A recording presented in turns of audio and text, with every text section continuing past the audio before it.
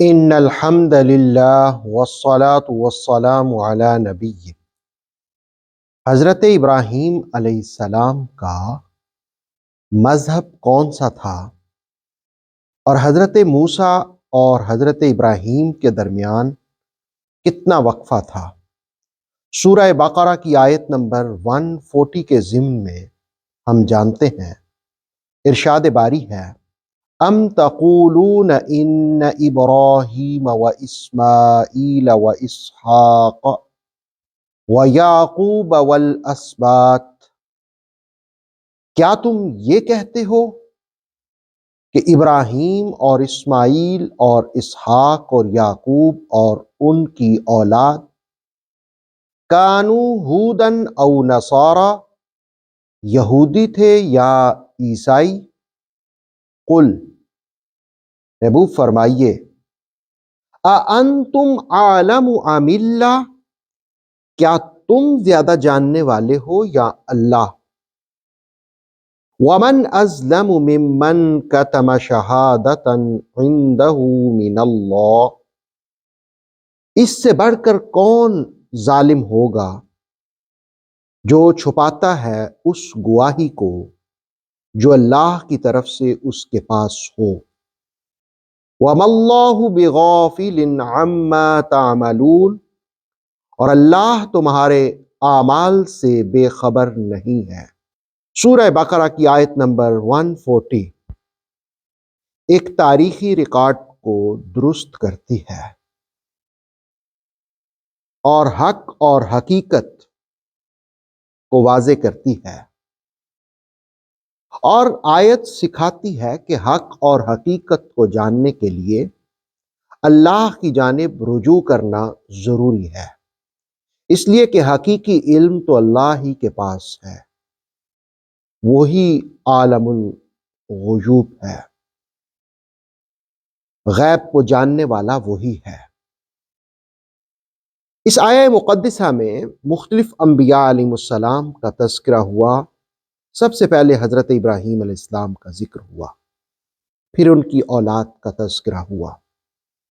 دنیا کے اندر جو 3 بڑے مذاہب ہیں، یہ سبھی حضرت ابراہیم علیہ السلام کو ماننے والے ہیں، لیکن دلچسپ بات یہ ہے کہ قرآن مجید نے یہاں 2 مذاہب کا ذکر کیا، ایک یہود اور ایک عیسائی۔ وہ یہ کہتے تھے کہ حضرت ابراہیم علیہ السلام بھی ہمارے مذہب سے تعلق رکھتے ہیں، دونوں کا یہ دعویٰ تھا۔ اب حقیقت حال کیا تھی کہ حضرت ابراہیم علیہ السلام تو پہلے ہوئے، اور ان کے بعد 1000 سال کا وقفہ تھا حضرت موسیٰ علیہ السلام میں۔ تو یہ جو دونوں مذاہب ہیں، یہود اور عیسائی، یہ تو حضرت موسیٰ علیہ السلام کے بعد کے ہیں۔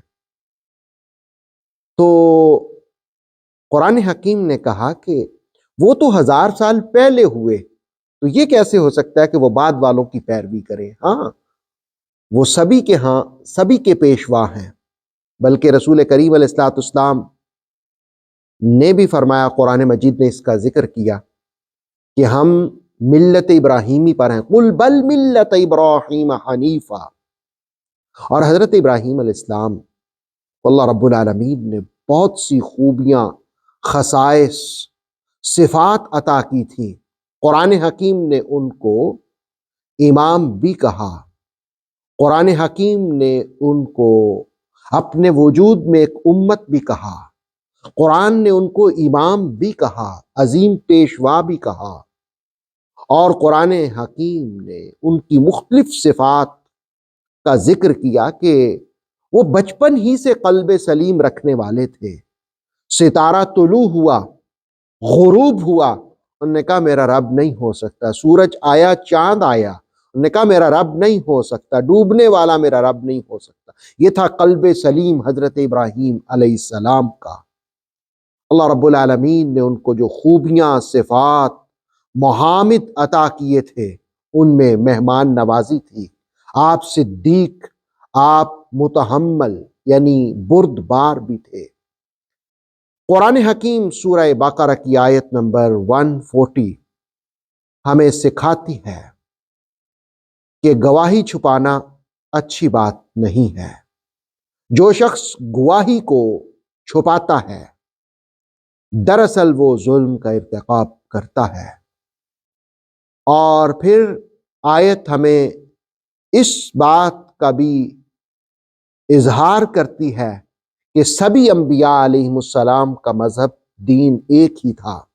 ابراہیم علیہ السلام کو تو قرآن مجید نے مسلم بھی کہا اور حنیف بھی کہا، حنیفا مسلمہ کہا۔ حنیف کہتے ہیں ہر باطل سے جدا، اور مسلم بھی کہا۔ سارے نبی ایک ہی مذہب کو ماننے والے تھے اور وہ ہے اسلام۔ اور پھر کہا کہ تم لوگ جو بھی اعمال کرو اللہ رب العالمین اس سے بے خبر نہیں ہے۔ حقیقی علم اللہ رب العالمین ہی کے پاس ہے۔